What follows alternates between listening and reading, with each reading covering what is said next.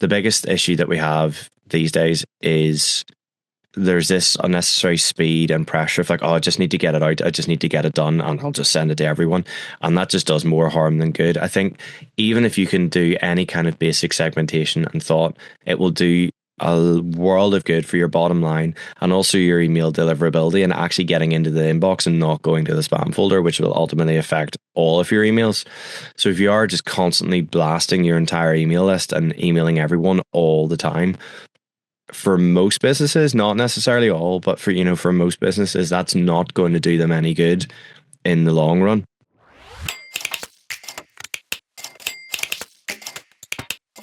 And that was Simon Harper talking about email marketing. Welcome to episode 6 of Sell More Stuff, an e-commerce podcast. Today, me and Simon are going to be talking about deliverability and personalization email marketing for e-commerce brands. We're going to be talking about a couple of types of software that's available and just some general considerations whenever you're setting up campaigns and automations and stuff like that there.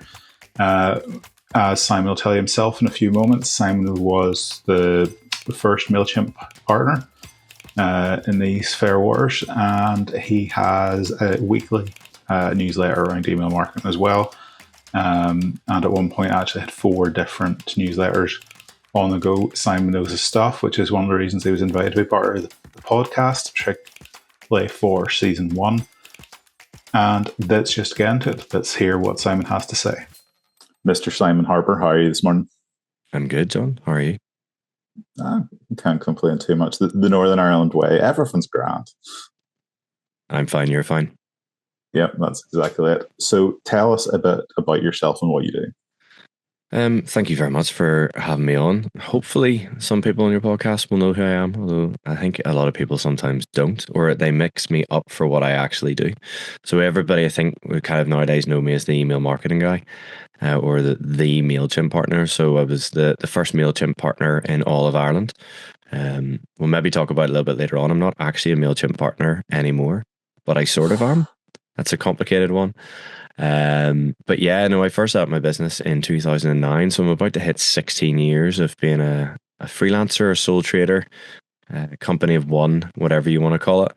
And the main sort of focus areas I do are email marketing, e-commerce websites, and technical SEO.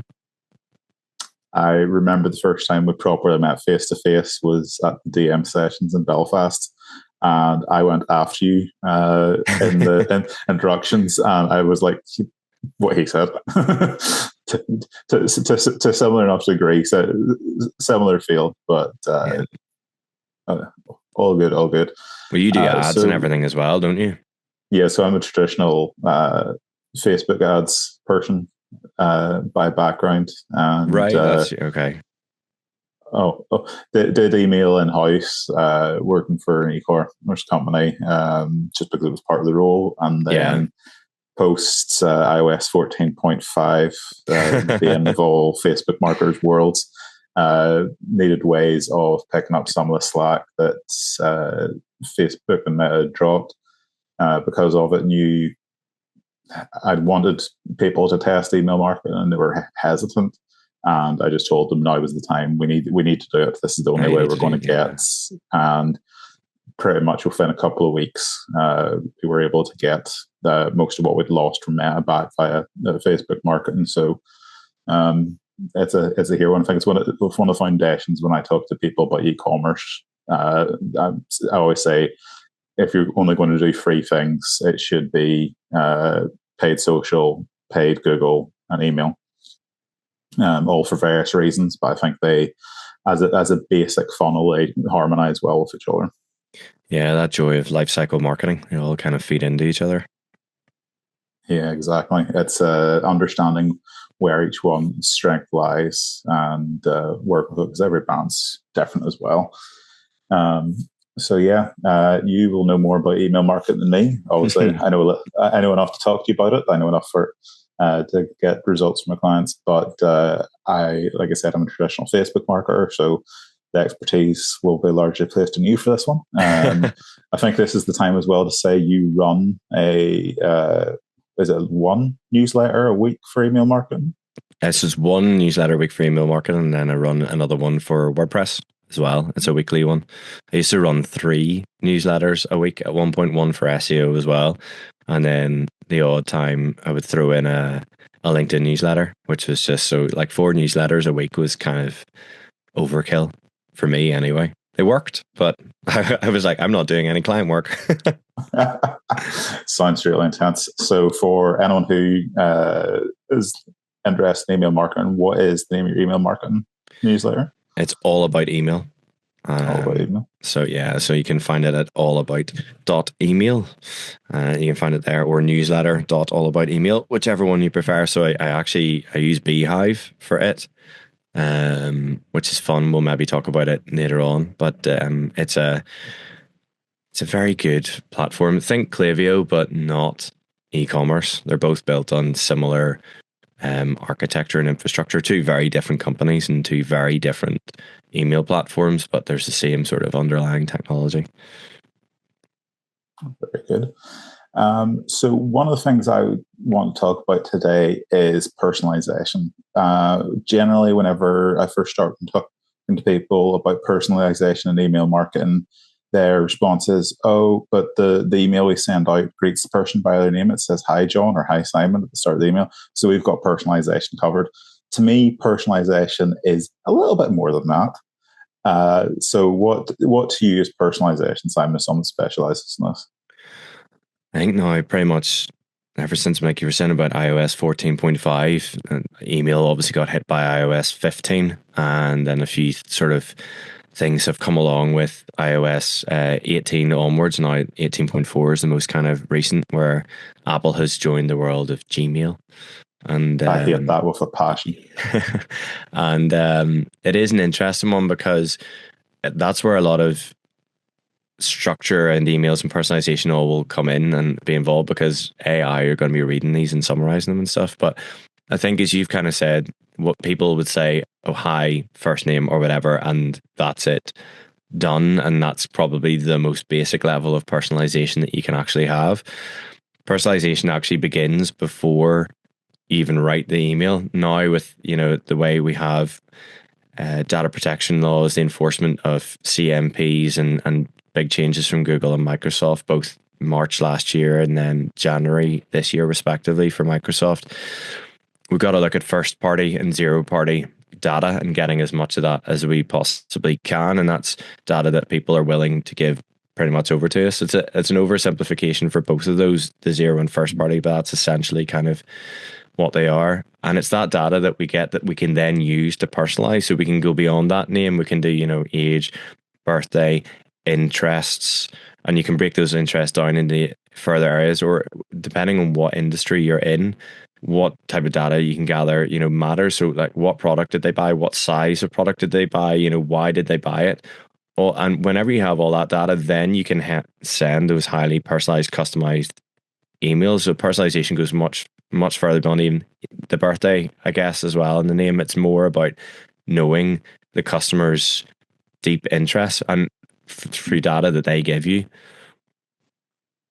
Yeah, I know one person I spoke to up on the North Coast. Normally, whenever I talk to clients about email marketing, they're like, "Oh yeah, I've got my Klaviyo, on board. It's going well." And I'm like, "Yeah, okay. How many flows do you have?" Like, "Oh, we just have a band basket flow going." And you're like, "Right, okay." So you've the basics done. And I said to this one person, I was like, "Oh, so yeah, okay. Tell me about your flows then. How many do you have?" And she was like, "Oh, 31." And I was like, "Oh, someone might know what they're talking about here." And they do have personalizations. They have birthday, they have half birthday. If they don't have your birthday, you get asked for your birthday. They sell scented products. So once they log on to your preferred scent profiles, they send all their emails are personalized to what scents you like, and there's stuff and stuff like that there. And all these little things bring you in, and talking about how many loyalty points you have as well, and what you can get with those loyalty points. So they've really went to an nth degree in that, and I think that's great. I think that's where I try and get people to, is understanding that there is more to emails than here is our latest campaign and, oh, you forgot something in your basket. Yeah. I did work with Bedeck Belfast a few years ago, and it was them that put him onto the Klaviyo platform. And I was like, "Oh, how many emails do you send him on?" And they're like, "Oh, like a million." And I was like, "Why?" And they were like, "Because they all make money." Okay. Interesting. And that's like that to me was one of the first. That was one of the first weapons I used against people who were anti email marketing. Was you can take it to this level and still be profitable. Yeah, I think, I mean, personalization obviously brings those areas where you can create so many flows, which is really, really good. But again, and it depends very much on the platform that you're using. But whenever you have all that data, you can use the likes of dynamic content as well to help. Instead of, if you are sending out a communication email, instead of having to send out 20 different versions of that email, you could send out just one with variable tags in there to show the personalized data for each of the segments that are kind of in there. So it helps as well as create more flows and more targeted, more personalized things. It also helps create efficiency for your more generic stuff as well. So, as you say, it's great for helping you build out more advanced flows, but it's also good for helping you when you're in a bind time wise to make those even more generic. Hopefully, not blast to your entire email list because you shouldn't be doing that. But even when you're sending to your larger segments, you can still make them personalized. Yeah. Um, and kind of we touched on the next point there. So audience segmentation. Most people do fall into that trap of I have 200 people plus in my email list, so I'm going to start blasting every single one of those with every single email I have. Segmentation, to me, one of the one of the most beneficial ways lately. Klaviyo just did a price increase, Mm-hmm. and I've helped a lot of people with sunset flows where we've scored sometimes thousands of people off the email list, and that meant that their Klaviyo price stayed the same instead of going up. To what more is there to segmentation? I think again, as you kind of touched on there a little bit, a lot of when people think about segmentation, they think about selling, which is fine because that's obviously a big part of it. But another part of it is maintaining a healthy and clean list. So often, whenever I go in and look at clients and their segmentation and see what they kind of have set up, I'm looking for, do they have any segments set aside for engaged contacts? And what are those periods of times, and it'll depend on their sending frequency or their cadence. So Mm-hmm. because I send, for example, one email a week, I'm sending 4 months. So I have 30-day segments, 90-day and 150-day segments where I can kind of see where people are moving in and out through those because they're set up as dynamic segments. So we can see how they're moving through those. They don't stay in them. And then obviously you need to think about your criteria because, as I said before about iOS 15 and Apple MPP, we've had it now for what I think it's nearly 4 years, 3 years, 4 years. And so we're in a kind of a state of normalization, but at the same time, most people don't really know. For example, MailChimp, if you're using MailChimp, they only recently introduced an Apple MPP feature earlier on this year, and it's pathetic. And it doesn't really actually help you much with your segmentation. So a lot of what's happening now is people are, because Apple is the biggest mailbox on the planet, what far ahead of Gmail. And basically, if you have Apple MPP enabled, which most people do, Apple's automatically opening and clicking your emails. So it's not a real human that's actually interacting. So you need to go a little bit further whenever you're building these segments of looking at list health and cleanliness of what criteria can I use. Now, there are like the likes of Klaviyo have brilliant filtering for Apple MPP, Beehive, and others where they can look at what is a verified Apple bot click and what's a human click or what's a bot open or a human open. And they're very, very, very good. And then aside from those kind of looking at those areas of maintaining, looking at cleanness, and when you perform those sunset flows, as you say, you can also then break up your segmentation into, again, the ESP, what way it works with whether you call them tags or groups or segments, but putting people into multiple buckets. But when they're in those buckets, ensuring that whenever your flows are sent, there is some sort of, if they're receiving this flow, do not receive any others within X period of time. Because you certainly, the danger of creating so many segments is that if you don't have the exclusion rules set up properly, people could be getting an awful lot of emails that they don't want, and that can really hurt your sender reputation. So whenever you were saying somebody had 31 flows, it kind of terrified me. Not that there's anything wrong with that if it's done well, of course, but there's a lot of good arguments for having not too many flows. Yeah. but lots of branches within the flow, if you know what I mean. Um, and again, obviously this terminology is interchangeable because I'm assuming most of your audience will either be, because we're Northern Irish, we're either using Klaviyo or we're using MailChimp. So it's customer journeys for MailChimp users. Is there any other softwares outside of those in Northern Ireland? Beehive. No, well, if you use IRP Commerce, I think they have their own built-in system as well. And I know a lot of people are starting to kind of use that stuff. And I know there's a few people that would still, the Customer IO and Omnisend and SendLane would maybe be a few ones that you would see kind of in around.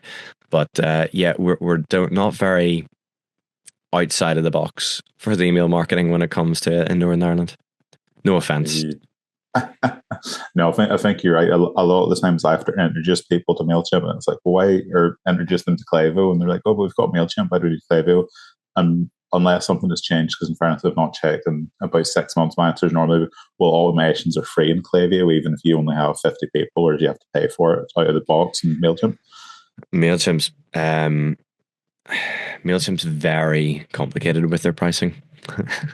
But yeah, and their pricing tier. So yeah, if you're on the free plan, or you've basically no automations really apart from a basic welcome one. And then as you go up, you get more automations, obviously, but then there's segmentation stuff. Like, it's just, they all have, I mean, Klaviyo has changed things quite dramatically recently with their B2C CRM, and that's going to be really interesting because now we really know why the price increase happened.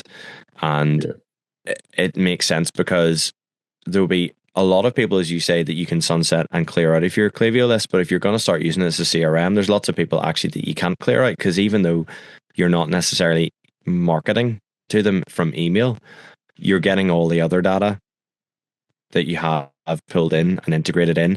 Now, it'll be interesting to see kind of how it plays out, because I believe the open beta at the minute is only working with Shopify, so it's not working with WooCommerce or BigCommerce or any of the other e-com integrations that they have. And that makes sense that they're going with Shopify for now, but it will be interesting to see, because MailChimp has its own CRM as well already. It's a MVP, and it's terrible.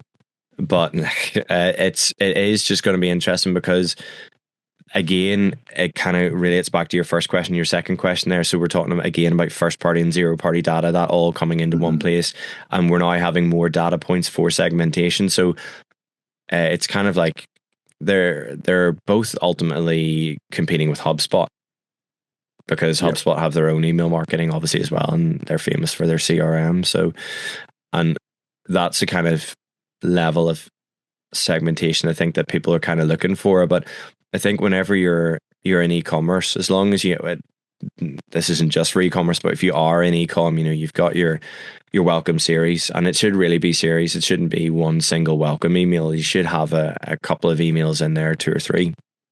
And then you've obviously got your abandoned carts, or your browse abandonment, which I have a great dislike for. There is a purpose for it, and that's fine. But then, you've your push notifications and segmentation built in everything in there, because Klaviyo offers not just the SMS, but the push notifications and things as well. And we're now at the stage with segmentation and data where if you're using advanced services like Zamo and Klaviyo, you can put like actual shoppable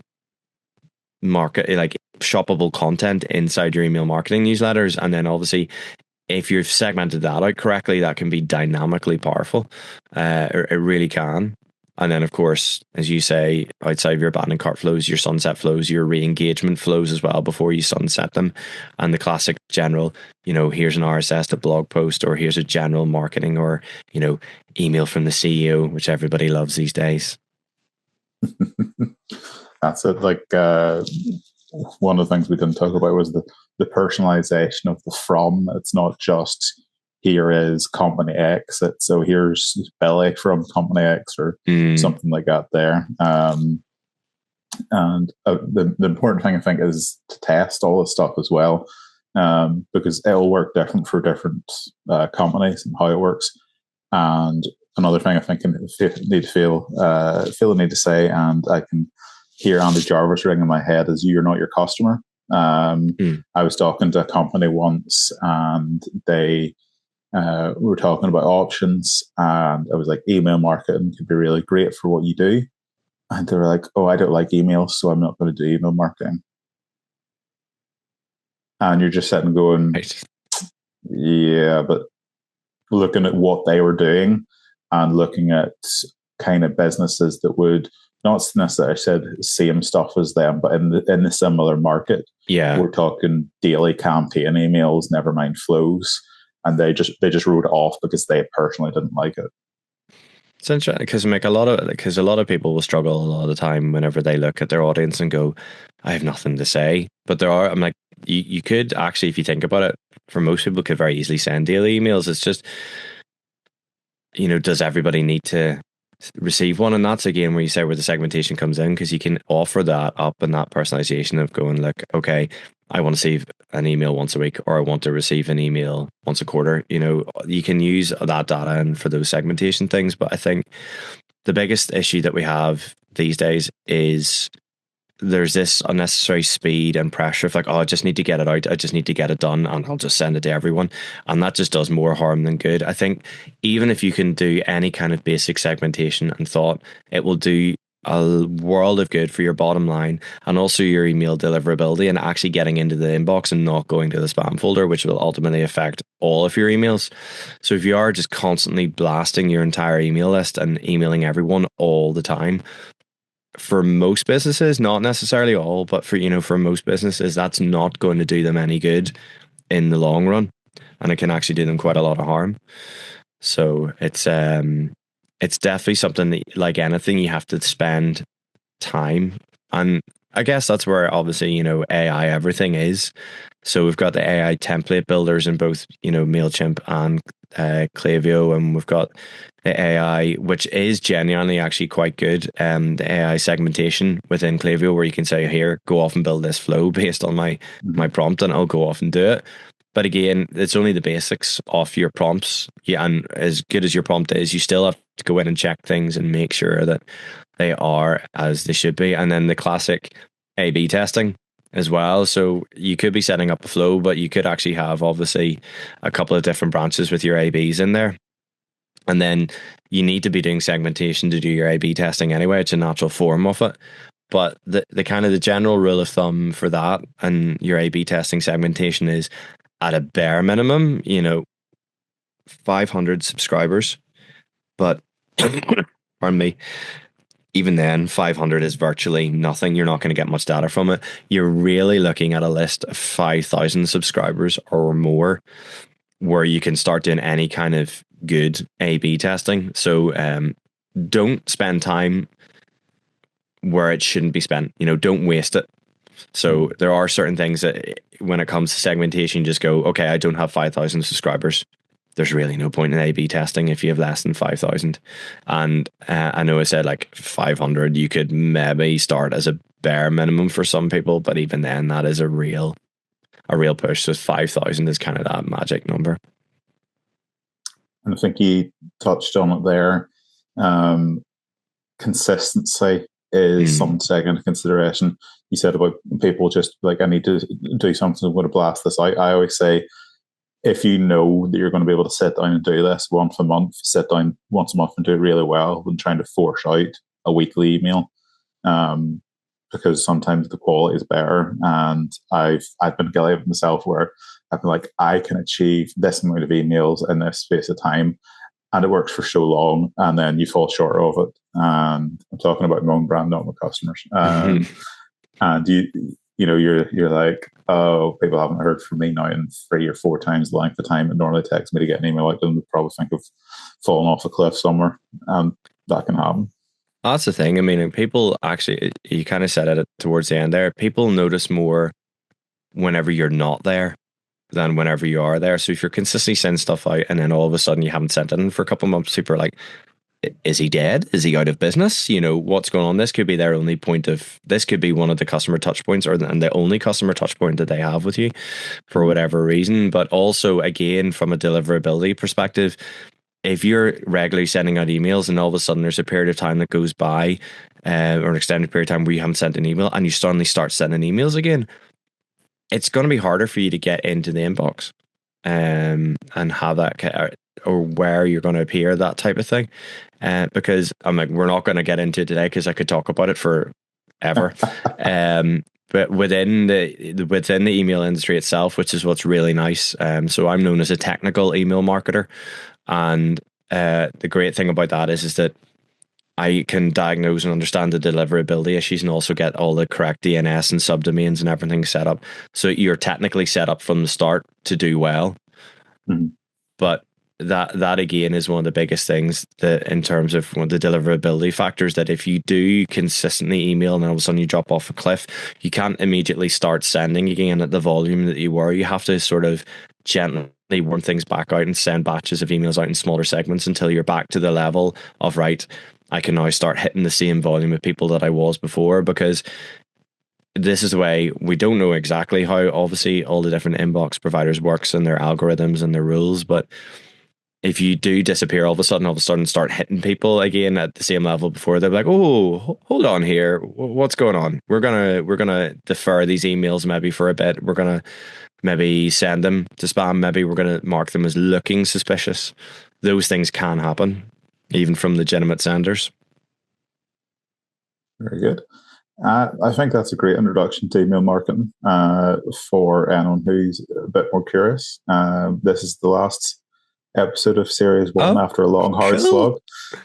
So Series 1, for anyone that's been not following from the start, Series 1 is always aimed at people who are either just starting into their e-commerce journey or have maybe been at it for years going like, right, I want to take this more seriously now. So Series 1 has been about getting people ready for the step up.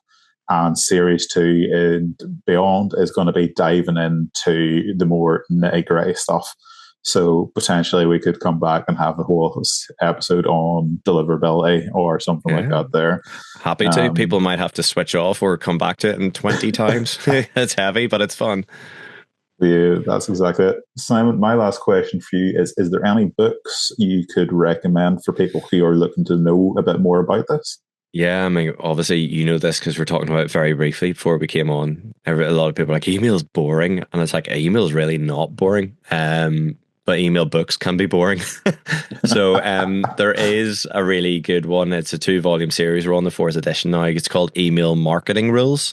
And it's by an amazing guy called Chad S. White. He's one of the top email guys in the world, and he works for Oracle over in the US. And yeah, they're on Amazon. It's on Kindle and paperback as well. So it's very worthwhile checking out. Very good. Simon, been a pleasure having you on today, and hopefully catch you at a marketing event soon. Thank you very much. See you soon. And after 17 months of effort, that is Series 1 of Sell More Stuff in E-commerce podcast done. We've taken you from thinking about launching your first website or product, considerations around what you're going to be selling, considerations about how to think about your marketing.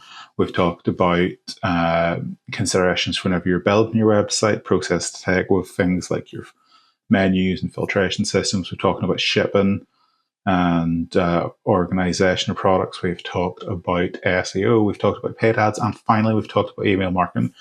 And that should be enough to get you started in the world of e-commerce and get the sales starting to come in.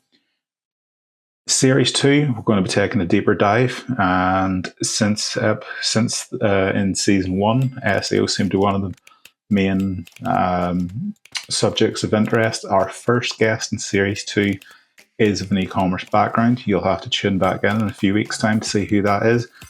This episode, in fairness, was recorded months ago, and I think June or July 2024.